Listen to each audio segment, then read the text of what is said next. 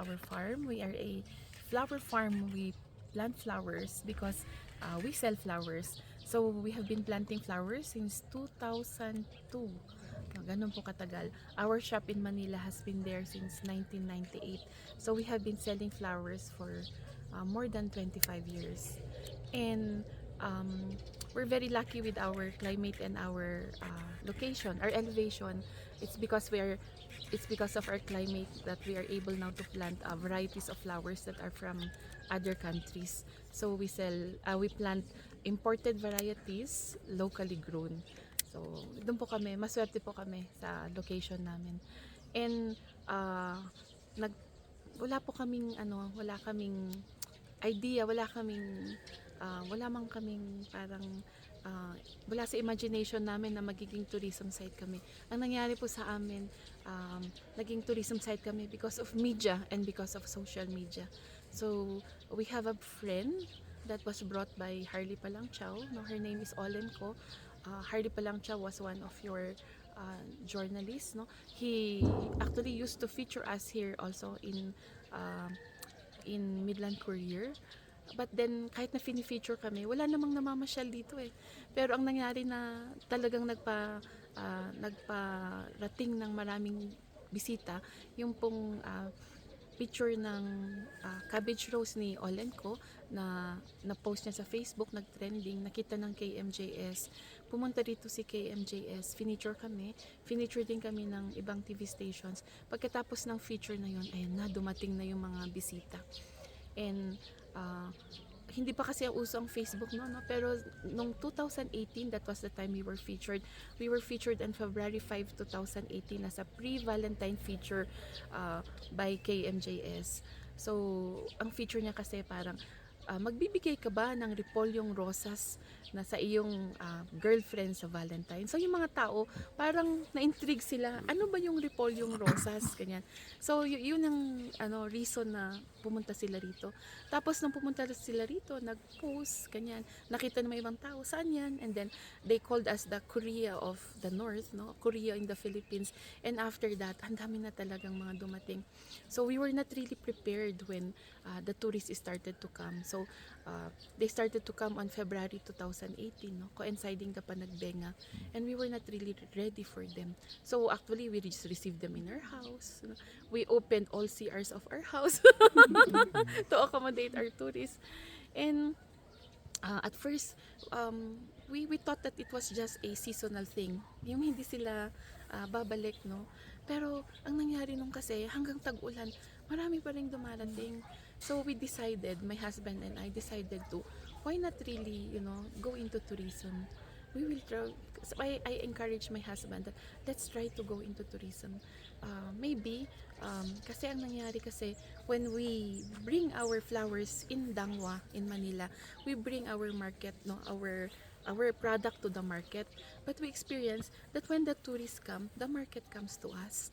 So, may ipadas tayo, panakanlakay ko, tanilakay ko, kat ko na nakat, apay nga, maagbanbanlog ka nga, asikaso ka, dagiti nga tao ko na naijay, ko nakat kababain mo't ata, nag-travel dati adayo, tapos kat, handa nga agsubli dagito, but I was wrong, no? The people who have come, keep on coming and coming back, and they were bringing their relatives, they were bringing their friends.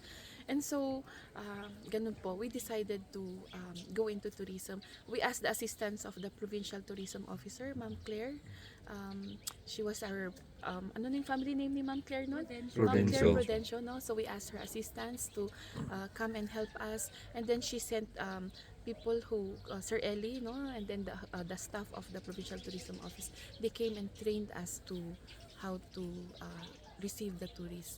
And we also have to do infrastructure. Nagpaaramid kami ti building for our CRs, very important, our receiving area, our later, ang unang coffee shop po namin, yung greenhouse namin, tinabunan lang namin yung ground ng gravel na ginawa na namin greenhouse, ginawa na namin coffee area, and then later we had other infrastructure built. So ganun po, we saw the change, no, in our community because of tourism. So we saw that marami pong nagpagawa ng transient areas. Dumami po yung tourism sites, no? Hindi lang po yung existing na tourism sites, because of course we have our highest point that was existing, no? Sakura Park was also existing. Second highest point. Second highest point now. And then we have our grotto, no? But then yung mga ibang tourism sites, we have our hidden garden, we have Mount Ulis, no? These were all born because of us. And so we're very happy that we were able now to help in the economy of our LGU, of our municipality. Also transient houses. So it's very amazing because transient houses were really mushroom, no? In Maduti, transient houses can homestays. Dagda dumahanda nga nag-build, in repair da lang dagay balbalay dan. Tapos kat isuti in offer dan nga transient houses and homestays. So idi 2023 our transient houses were only something like 11, no? Now we have 30 transient houses. So we're very thankful for that. Also, we have seen changes also in our neighborhood, no? Our neighborhood at the Midway restaurant, no? It used to be a red spot, no, for our community because they sell liquor, and then of course at the liquor, at the sugal ijay. Ngam idi pandemic, because of course bawal ti inom, nag-close da. After pandemic, they decided not to pursue the same business. They changed their nagbalinda nga transient houses and parking. And so we have seen nga nagbaliw iti kabibiyag da because of tourism. So nga we really thank tourism because it really changed a lot of our lives here in Atok. Di ko nandagard. Iso nga di baga-baga nga, a picture can change a life. It literally happened to us here in Atok. That one picture changed our lives. So nga, we're very thankful. We're thankful to God. We're thankful to God, to our nature, the way we are located, no. We're thankful for our climate. We're thankful for our plants. We're thankful for our kababayan, and our mayor is very supportive to our tourism endeavors.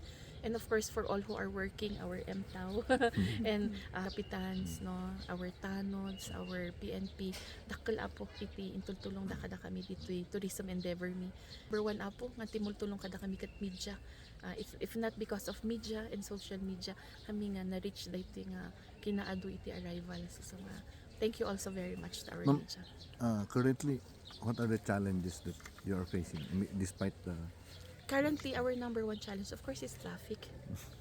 Traffic, parking area, the disposal of our waste, no, of our talaga nga titrash mi nga talaga nga inmadu, no, because of the arrival of our tourists. So I think our LGU have plans on that. They plan to, because the collect nga environmental and tourism fee, they will also use that in the purchase of the of a new truck, of a bigger truck, no, for the disposal of waste. Of course, we have water problems because just imagine if you have 1,000 guests, no, who would go to the restroom twice. So they flush water. Your biggest number of people visiting? Something like range 5,000 mga ganyan, or 6,000 daily. Ganyan. No, that is on holiday. That is then we experienced that last year on a Chinese New Year. So that is di aputi kadakkelan nga arrival mi. No tata adalata ngam hambot nga umabot iti kasya kadakkel. So far that is the highest pa lang nga na encounter mi dito Atok nga highest arrival. Your future plans for Northern Blossom?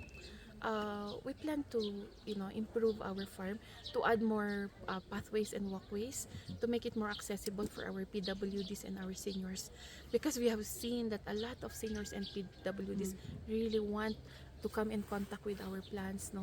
They want to see nature. So we hope to make a way, no, where we can maybe have golf carts, no, which would bring our seniors and our PWDs around. So hopingly that is one of our projects we hope we can do this year, so that next year no adan to ti umay nga bisita mi nga PWD, they could come around the farm. Your personal life after this the evolution of this. Yes, it's so funny. When we became a tourism site, hang kami mo to nga makapaspas siya. Our personal life, we, of course, because the business became bigger and bigger, we asked our children to come home. So they have their own jobs in the city and said, no, come home and you come and work here. No? I think it became a bigger opportunity for family, no? But also for our kids. No? We were hoping that this tourism would become a sustainable source of income, not only for us, but for the next generation. So it made us closer together as a family because of course we were all here working together. Hang kami nga na They came back home. Yes, they came back home. They gave up their. Careers? Yeah. Yes, they gave up their careers and then What are their professions? If you. my son kat nag-graduate ti HRM. Kat syempre balak na matpiman nga abroad actually ngam idi in my ditoy kat isunan ati in charge di iso nga iso natakin bagi di restaurant. And then my daughter, she used to be an instructor in UC. But now she's the one selling the wagwag and the and the hats and the what do you call this now? The gitoy souvenir items. Atok has a very good practice in terms of tourism, that you devote your Sundays for religious purposes. Yes. Expound. Before the pandemic, we were open from Tuesdays to Sundays. And then our kababayans, they got overwhelmed. Actually, because Sunday, the arrival of Saturday is as much as the arrival of Sundays. We know that Sunday is one of a very big tourism day. But then our kababayans now would complain, they would say, oh, there's no parking in the church. Because the parking were parked by tourists. So we cannot go to church because we don't have parking. If you have seen our town, it's really very, very small. So that was one of the complaints of our kababayans during the peak. I know that you experienced that at the last quarter of 2019 and at the first quarter of 2020, there were so many tourists going around, even in Baguio City. So, of course, we didn't know that a pandemic was coming. So, when the pandemic happened, and then we were given a chance to open again after the pandemic, the one thing that really came to mind for us was to close our farm on Sundays, so to make way for our kababayans, no, to go to church also. Tapno ngay nawaya ko mati parking iti simbaan, ken nawaya ko maiti ilimiti Sunday for our community. That way, we would, it's not just as a tourism site, no, but it's also, for our kababayans not to be overwhelmed also. So they would also have parking spaces for going to church, for going to the market, because Sunday is our market day. And of course, during the pandemic, Atok now, sayangan actually, we made a resolution to close our business establishments on Sunday. Kasi lang nga, hindi pandemic at syempre nalagip tayo nga, dapat mutakot at dati time tayo para kami Apo. Yeah, Iso nga, intultuloy min Apo dihay. So, dihay ti reason. Of course, it would also be good for us to close on Sundays so that our tourists could also go to other tourism sites. Na-experience mi, gamin nga, dagiti tourism minsan ikat, okay na kami dito sa Northern Blossom, hindi na kami mag-iikot, ganyan. Pero pag close kami ng Sundays, pupuntahan po nila yung mga tourism sites na available na hindi po nag-close during Sundays. So it's a win-win situation for everybody. Our staff here in Northern Blossom could have a break on Sunday. And then we can do the maintenance also. We could spray because of course the plants they need also spray, no? And then on Sundays we could also go to church. Our community can come community and then go to church also without hassle. And then other tourists can go to other tourism sites also on Sundays. So day up. You have CSR, di ba you have CSR projects for the community? I understand you're helping a church. Yes, we are helping our communities, no? Not just our churches but also our LGU.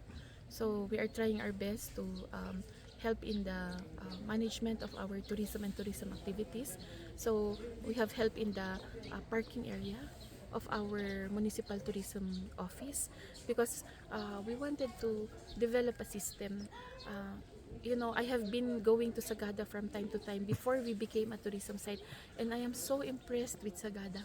I'm so impressed with how they do their tourism, and so we are encouraging our LGU. Actually, we finance a benchmarking activity for our LGU na inya na din na pamikinita no inya ti tourism practices ti Sagada, because we want to emulate on how they did the system, and so we were hoping that Atok can also build a system of their own and how to do this tourism practices, especially in the collection of the environmental and tourism fees.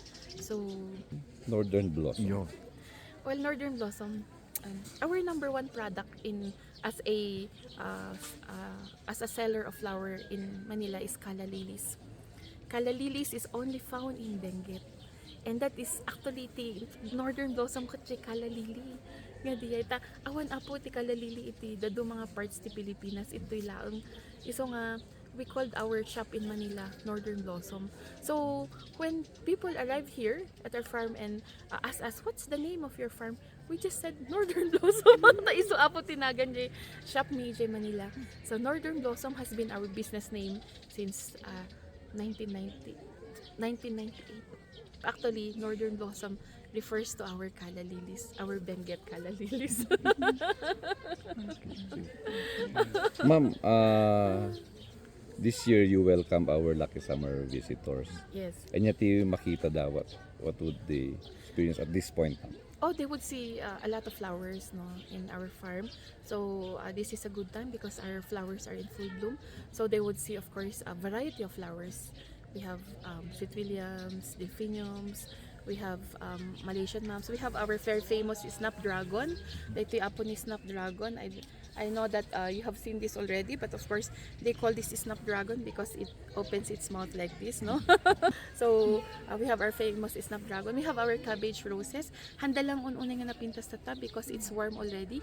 The cabbage roses, the active color when the temperature is 10 degrees and below. So our cabbage roses are at the best when it's the month of October or at the month of November until February nya kasi ngam no pumuduton awanan nga ti color ni cabbage roses. So we have our sunflowers, we have our herbs also, we have the lavender, so we have the lavender fields, our calendulas, adu apo. So we have so many flowers as when you go to the farm. Last siguro, ma'am, invite tayo man dagiti kakailan tayo or dagiti tourist tayo to visit. Sige, di hampay nga may. Even they can pay dito. Yes. So, kababayans to come and visit us here in Northern Blossom Flower Farm, where you can see the mountain ranges of Benguet, no? And then, of course, you can see so many flowers. Yeah.